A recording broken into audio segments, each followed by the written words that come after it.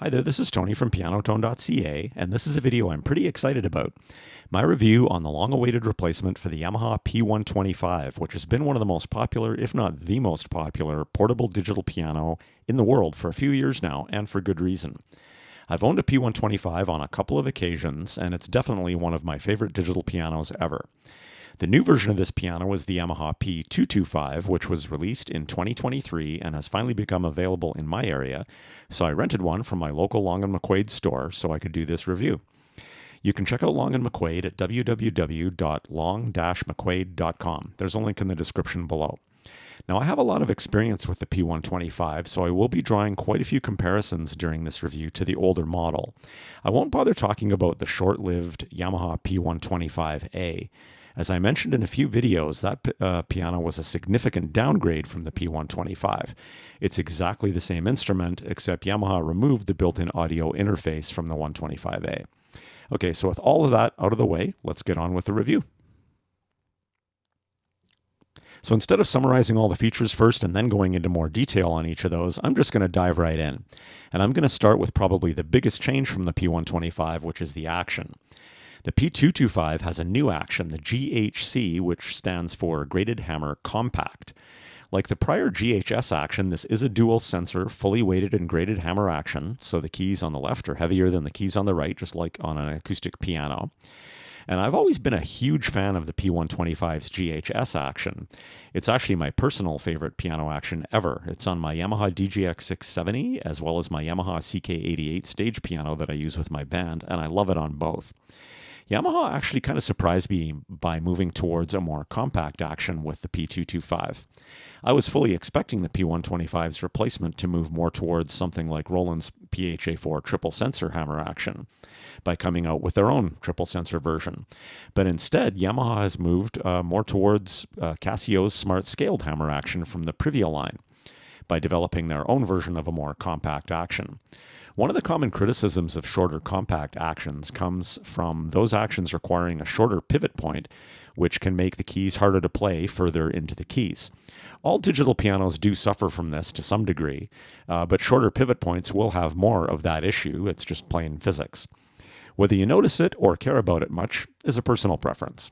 So before even talking about how this new action feels, it has made the P-225 a tiny bit more portable with a reduction in weight of about a pound and some smaller dimensions. The P-225 is 23 millimeters, so almost an inch narrower than the P-125 was.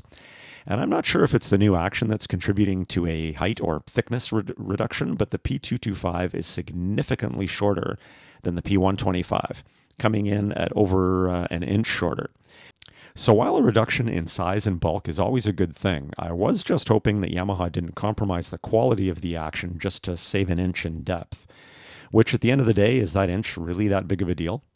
Well, when I got a chance to play the P-225 in store, and now having rented it and spent some more time with the GHC action, I'm pretty relieved to say that this action feels great. It does feel a little different than the GHS, but not worse, and probably not really better either, just a little bit different.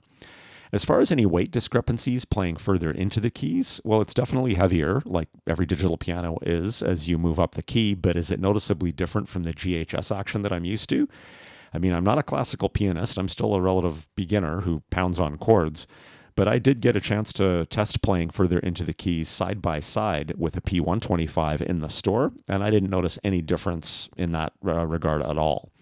A couple of differences I do notice are it feels to be a tiny bit shallower than the GHS. So the GHC doesn't seem to travel down as far as the GHS does.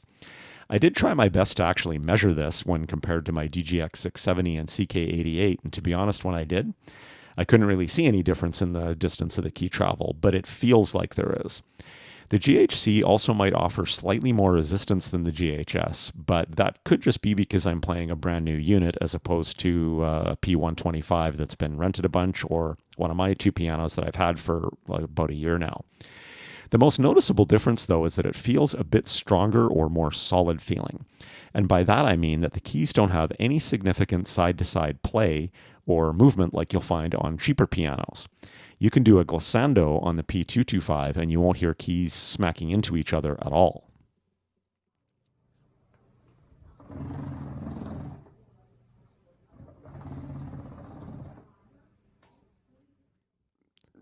It just feels really well built and sturdy.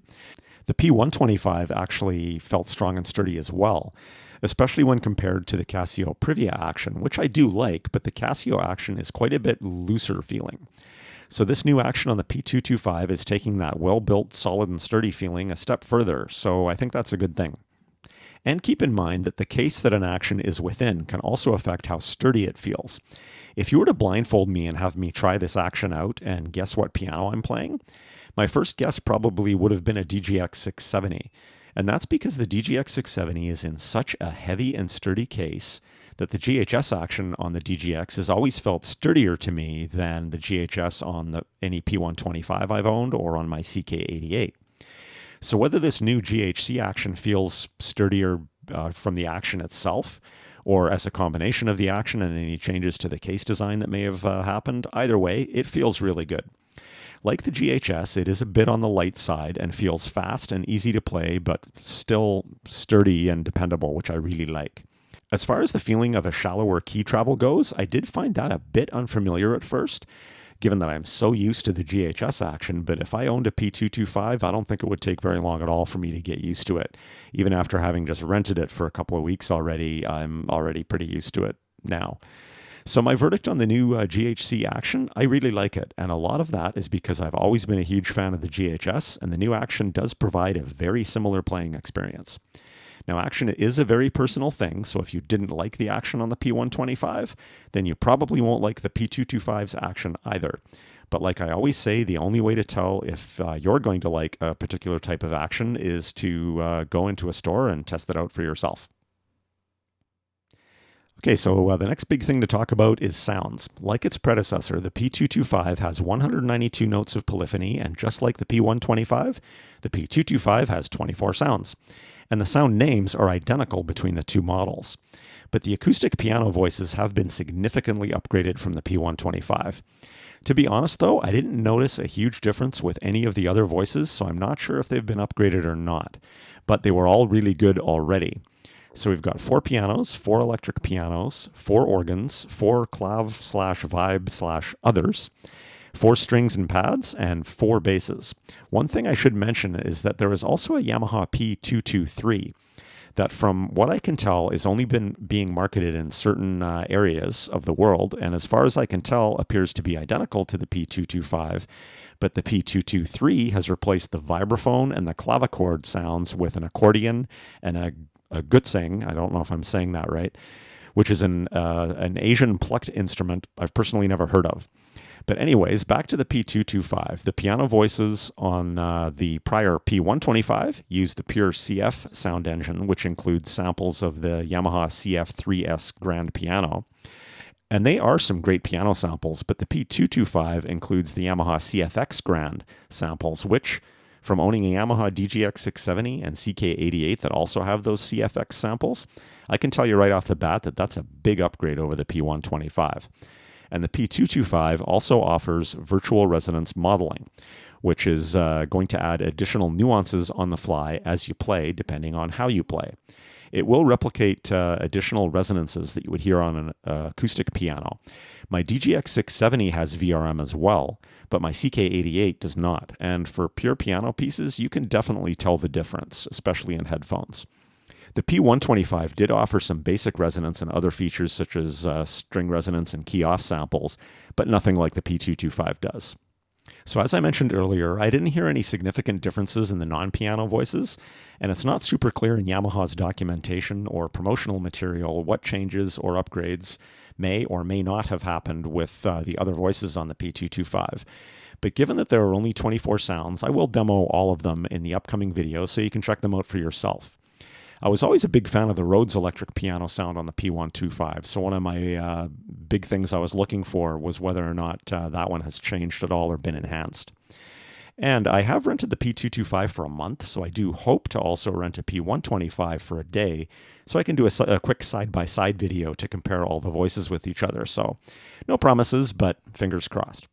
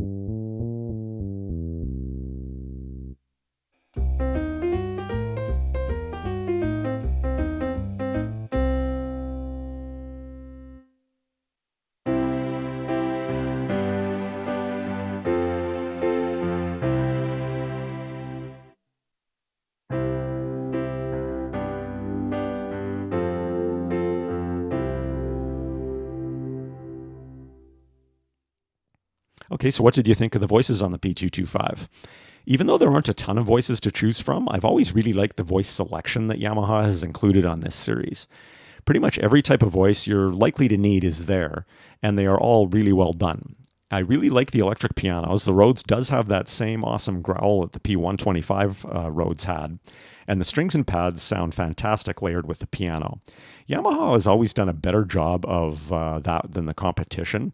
Strings always just have just the right decay on them. With the competition, layered strings almost always just seem to keep growing in volume and then eventually overpower the piano when they're layered with one. And the same awesome bass voices are still on this model as well. So with a great bread and butter set of sounds to choose from, and with the new CFX Grand piano samples on the 225, this is a fantastic set of voices. Okay, so the user interface. The user interface on the P-125 was always one of my favorites, and the P-225 user interface is, for all intents and purposes, exactly the same. It is super simple to use. There are buttons for each voice category right on the front panel, and you can use those buttons to cycle through the 4 different variations within each of these categories. And unlike similarly priced pianos from Roland and Casio, you can actually see what your currently selected voice is just by glancing at the front panel. So for example, I'm on the default piano voice here. If I just hit the piano button again, now I'm on variation 1, variation 2, variation 3, and then back to the default. And then same thing for all the other voice categories. So that's super easy to use. I've always been super critical of the Roland FP30X because for a piano, at least where I live, that is 25% more expensive than the P-225, you have to memorize and use key combinations to select voices, which to me is just ridiculous. And you have no idea from looking at the front panel what sound you currently have selected. I would never buy an FP30X for that reason alone. And then for doing things like layering or splitting, it's also super easy. Let's say I want to layer my piano with a pad voice, which is within the strings section. So I think it's the 3rd variation of the strings that's a pad. So let's say I want to layer that with a piano. So I've chosen that in strings. Now I just go back to the piano and then I hit piano and strings at the same time. And I've got those layered together. So it's super cool and super easy to do. And then let's say I just want to have a split voice. So I want to have bass on the left and piano on the right.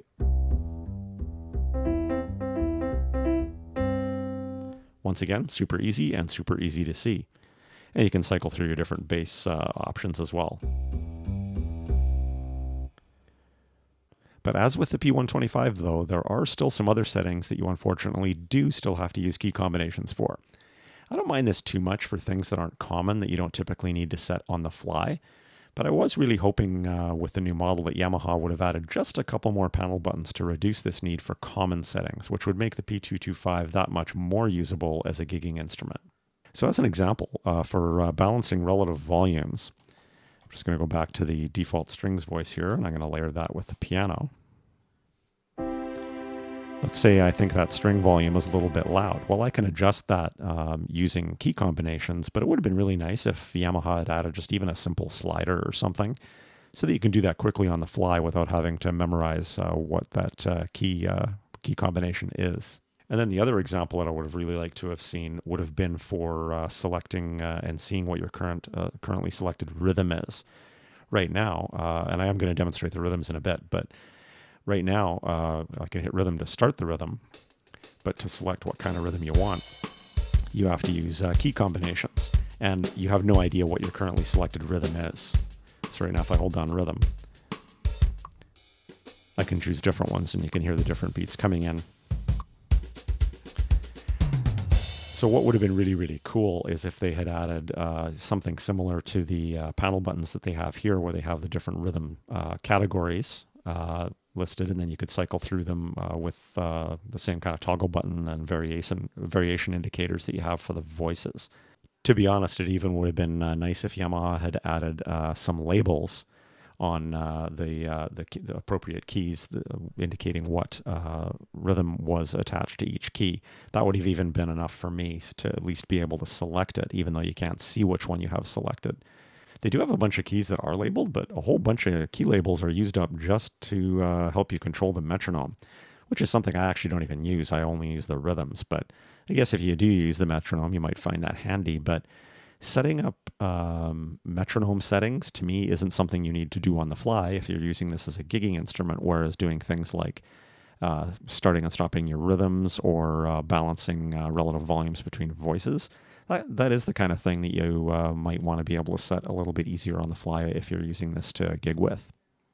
But since the most important part of a user interface is being able to quickly and easily select voices and be able to see what your current voices are, the P-225 still slaughters most competing pianos in its price range, like the Roland FP10 or the Casio PXS 1100. And it also slaughters the UI on more expensive pianos like that Roland FP30X. And the P-225 is still compatible with Yamaha's Smart Pianist app, which adds a fantastic graphical user interface to easily control all the settings on the P-225. And that app also adds some significant functionality to the P-225. I'm going to go over Smart Pianist a little bit later in the review. Okay, so effects. For effects, the P-225 has the same 4 types of reverb from the P-125: recital hall, concert hall, chamber, and club. Or you can just turn reverb off if you want to. And you can adjust the level of your reverb that you've chosen quite a bit.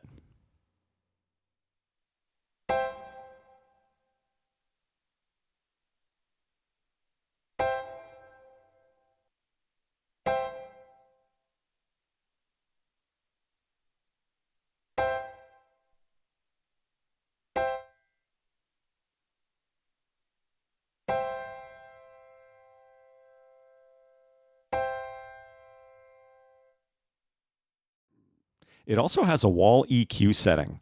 I haven't talked about the speakers yet, but they are the big speakers are facing backwards on the 225. So this option is going to adjust the speaker EQ if you have the piano right up against a wall. There is a stereophonic optimizer effect, which is enabled by default. This is intended to provide a more realistic playing experience when you're using the headphones. The idea here is that headphone speakers are too close to your ears to really provide a piano room like spacious experience. So with this effect on, you should be hearing a more natural sound distance, and it supposedly isn't as hard on your ears. Now, I can't really demonstrate this in a video, but I can say that when I turn this stereophonic optimizer effect on and off, I do hear a difference. As far as describing the difference, that's not easy, but I think there might be a very subtle, mild bit of panning going on, and maybe some super mild adjustments to the attack of the notes, so it's not quite as harsh in your ear. Once again, it's pretty subtle, but I do think it does sound better in headphones when this feature is on than when it is off. There is also an intelligent acoustic control. This feature is also enabled by default, and it's intended to adjust the sound quality based on the overall volume of the instrument, making sure low and high sounds are audible regardless of the overall instrument volume. To be honest, I've turned this feature on and off and tested it a bunch, and if there is a significant difference, then my ears definitely aren't experienced enough to hear it, but the piano does sound awesome, so I'm sure it's enhancing the sound somehow. Then we have a sound boost option with two types, speaker and output. This is intended to boost the piano sound either out of the speakers or out of the audio outs, so the line outs, headphones, or USB audio out. This is especially useful, in my opinion, with the USB audio out. So when you're sending audio to a device like a phone to make a piano video, I've found with a lot of other keyboards that this volume is often pretty quiet. So an extra volume boost here is going to be useful. Okay, rhythms and accompaniment. I have always been a huge fan of how Yamaha implemented the rhythms and accompaniment on the P-125. So I'm actually quite thrilled that they didn't change this feature at all on the P-225. There are 20 rhythms to choose from, and you can choose whether to include a count-in and a quick fill intro, a short fill outro, and whether to include bass accompaniment. So while you don't have all the fancy features that you find on arranger keyboards like variations, fills, more backing instruments, and different chord fingering modes, the way the accompaniment is implemented on the P-225 is very piano player-centric. I love it. And what I mean by piano player-centric is that unlike an arranger keyboard where you're usually going to be using your left hand to control what chords the accompaniment is playing, and in most cases you're not actually going to hear the notes that your left hand is playing. On the P-225, you do hear what your left hand is playing. The P-225 is going to use the entire range of the keyboard to detect what you're playing, and as such, what notes the bass player should be using to accompany you. And what makes this work so well is that the bass lines are kept very simple. On some rhythms, the bass player may limit their play to just the root note or the octave of whatever chord it is detecting. And then there's a few other rhythms where you might start to hear a fifth as well, but by keeping it mostly to the first and fifth, the bass accompaniment is going to work with pretty much any type of chord, major, minor, seventh, etc.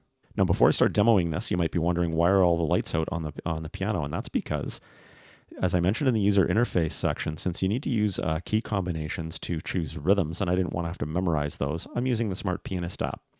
So I'm just going to bring that up as well in the screen here, and I am going to demo that app a little bit more in a bit, but you should be able to tell what's going on just by looking at the screen. When you connect the Smart Pianist app to the P-225, all the lights go out because now you're controlling the piano with the app instead of the buttons on the panel. Okay, so our current rhythm accompaniment style is just the 8-beat rhythm. I'm going to hit play. I'm going to play a C major chord and then just listen to the bass. It's just basically playing a root note. It's going something like this.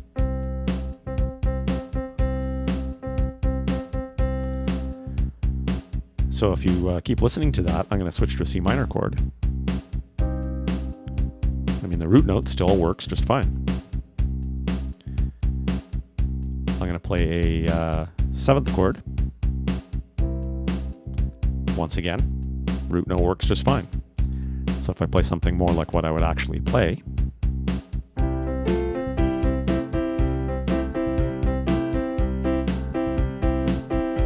you can hear that root note works just great. So I'm going to hit stop on that rhythm. So now I'm going to switch to the 16-beat rhythm. Let's take a listen to that one, and I'll play my C major chord again. So you're hearing a second note here, and all that is the 5th. So it's doing something like this. So once again, if I'm playing a C major chord, that works. And if I'm playing a C minor chord, also still works because the 5th is common to both of those. So hit stop on that one.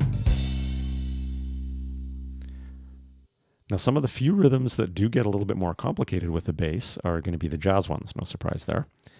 So let's select the fast jazz rhythm. Get that one started. So on that one, you're actually hearing the root, the sixth, the fifth, and the major third. So if as soon as I noticed that the major third was being included in that, I started wondering if instead of a C major chord, what if I take out the major third and play a C minor chord? So if you listen to the bass line, it changes and the major third is gone now. So good job, Yamaha. Just gonna hit stop on that one. So once again, super happy with how Yamaha implemented a simple but super useful rhythm and accompaniment feature. And since they totally got it right on the P-125, I'm really glad they kept it the same on the 225.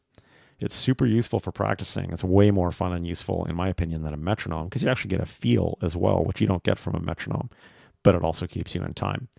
And you could use this in a pinch in certain performance situations if you were busking, playing alone, or just with a singer or acoustic guitarist, that type of thing. Okay, connectivity. For connectivity, the P-225 has everything the P-125 had, plus something extra. And this is going to be all the connectivity you're likely to need. There are two headphone ports on the front, both 1/4 inch ports. They are kind of strangely hard to get at, hidden under kind of a lip. I'm assuming this is because Yamaha is concerned about the looks of the piano. I'd personally prefer it if the ports were just a bit easier to get at, but it's not that bad. The ports on the back are also a bit hard to get at, also hidden under a lip. We've got proper left and right line out ports for connecting to external audio equipment like amps, PA systems, mixers, or audio interfaces. And like the P-125, if you only use the L port, then you're going to get a mono signal that is a summed left and right. If you use both ports, then you're going to get the left signal out of the L and the right signal out of the R. Then we have a generic 1/4 inch sustain pedal port, as well as a port for a triple pedal unit. The P-225 comes with the usual plastic brick switch pedal. You definitely should be upgrading to either a generic sustain pedal with a polarity switch, or even better, Yamaha's FC3A pedal, which supports half pedaling. Or if you want to get a triple pedal, you actually have more options now. There is the usual LP1 triple pedal unit that Yamaha has been selling for years, and it supports half pedaling, but the knock on this one has always been that it requires you to get the Yamaha stand for your piano because the pedal unit attaches to the stand. I had an LP1 pedal unit with my DGX 670 for a while, and to be honest, I didn't like it very much. I found it really stiff and a little bit high off the ground. So I took it back and got a third-party triple pedal unit made by DAOK off Amazon.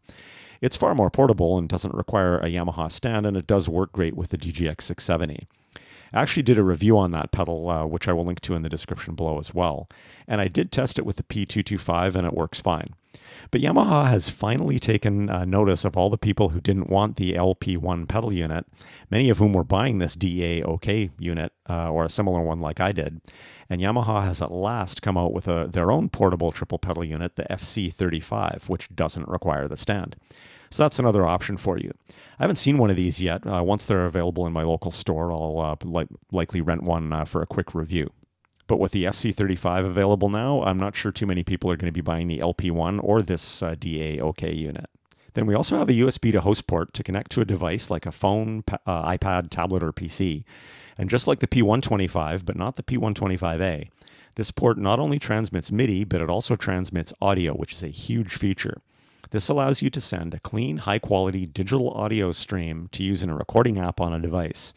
You can record the P-225's audio in a DAW app like GarageBand, or you can even connect your P-225 to an iPhone and use the default camera app on the phone, or Yamaha's free Rec'N'Share app, which I am going to be talking about later, to record a high-quality piano video. The app is going to use the direct audio signal from the P-225 instead of the device's built-in microphone.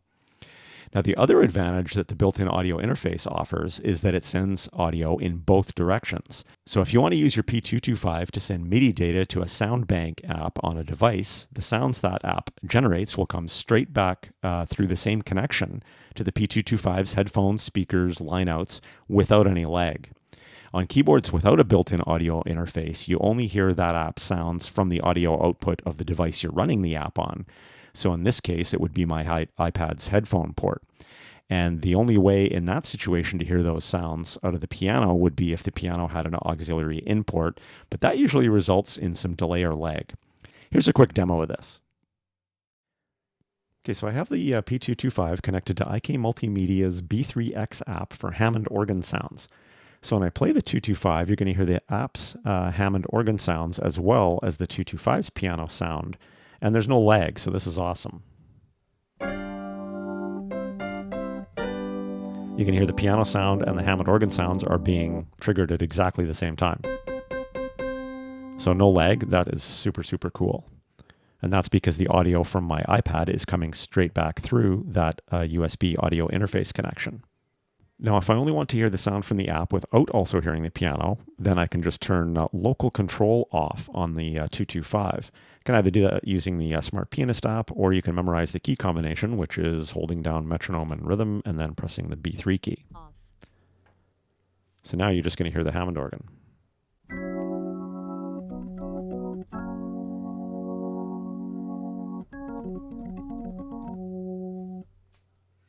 So with this awesome bit of functionality, you can add pretty much an endless number of new sounds to your sound inventory on your P-225 just by connecting it to your device. So all of the above functionality was available with the P-125 as well, but there's one big addition on the P-225, and that is Bluetooth audio in. With the P-225, you can now stream audio wirelessly into the piano from any Bluetooth device. So now you can easily stream in backing tracks, play along with YouTube videos, or listen to your online piano lessons through your headphones or speakers without needing any external equipment. Okay, speakers. So the speakers are one of the other reasonably significant changes between the P-125 and the P-225. The P-225 has the same wattage output as the P-125 with 7 watts per side for a total of 14 watts, but the big difference is the direction the speakers face.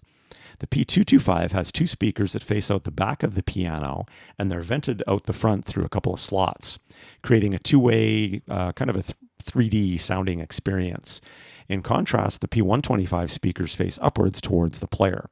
If I get the chance to rent a P-125 for that side-by-side comparison I was talking about, I will definitely do a speaker comparison. But as far as how the P-225 speakers sound, they sound pretty awesome, especially given the size. They're definitely loud enough for home practice, and you could probably get away without external amplification if you're playing a smaller intimate place like a cafe, especially since the speakers are going to be facing the audience. As far as the speaker placement goes, I've usually been fine with either upward or backward facing speakers. To be honest, I've never been a fan of downward facing speakers. The theory with downward facing speakers is the sound bounces off the floor, etc. But to be honest, I've never been very impressed with the downward-facing speakers on any piano, including the Roland FP30X, and also my Yamaha CK88's downward-facing speakers. I can't even hear those in my band practices. I really wish Yamaha had faced the CK88s out the back or towards the player. The speakers on the P-225 totally blow away the speakers on my CK88. So here's a quick demo of the speakers on the P-225, just as picked up by the built-in mic on my iPhone. I will also include a quick demo of the speaker sound boost as well as the wall EQ setting to see if you can hear any differences.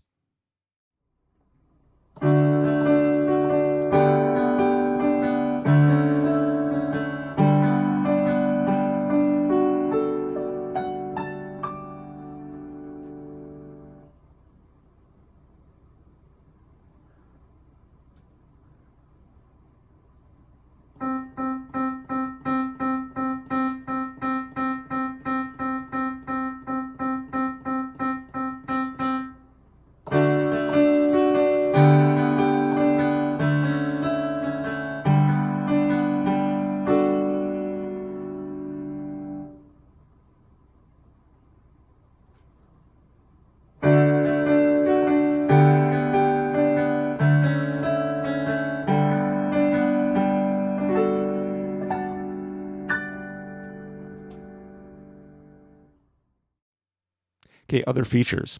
For other features, there are built-in songs you can play along with, and if you're using the Smart Pianist app, you can see the scores for those on your device as you play. I'm going to be going over that app in a bit. I've never been a huge fan of built-in songs, to be honest, so I'm not going to bother demoing that, but they are there if that's something that interests you. For recording, there's a nice and simple onboard recorder built in. You can only record one song, but you can include rhythms if you want, so this is a nice and simple way to quickly capture an idea. And there is, of course, a metronome that you can adjust the tempo of and configure for various time signatures. And like the P-125, there is also an option to split the keyboard into two identical octaves on each side, intended for sitting with the piano teacher. If you're doing that and you want to, you can even configure the left side keys to only come out of the left speaker and the right side keys to only come out of the right speaker. Okay, apps.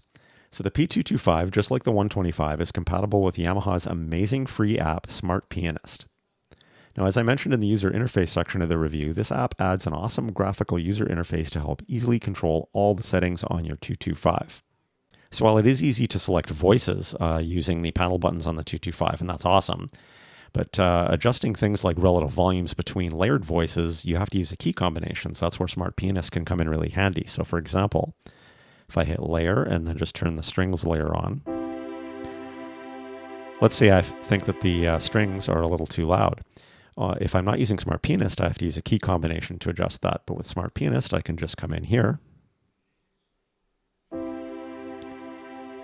and adjust the relative volume super easy. I can even adjust the relative volume for the rhythm or for the bass on the left side, that type of thing. And as far as controlling the rhythm, Smart Pianist really does help out a ton because I can go in here and just choose whichever rhythm I want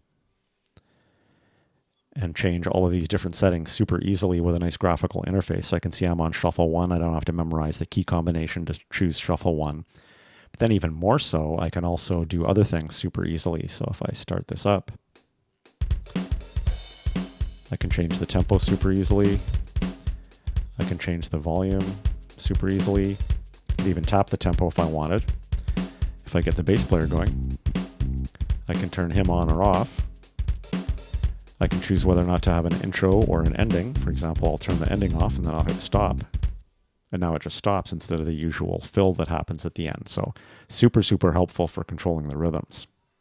And then in addition, just for changing some of the things that aren't very common, that require key combinations and looking things up in the manual that you don't need to do very often, super, super easy to do in Smart Pianist. So you can change, put your transposing on, change your tuning, your velocity settings, touch curve, all of that type of stuff. So with the graphical user interface, super easy to do. So that's awesome.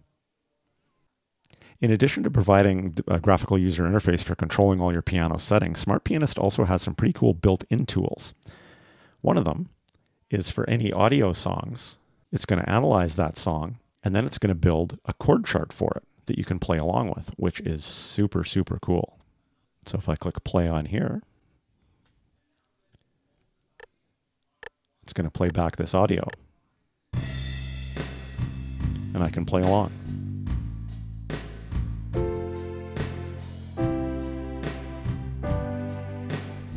So that is really, really cool.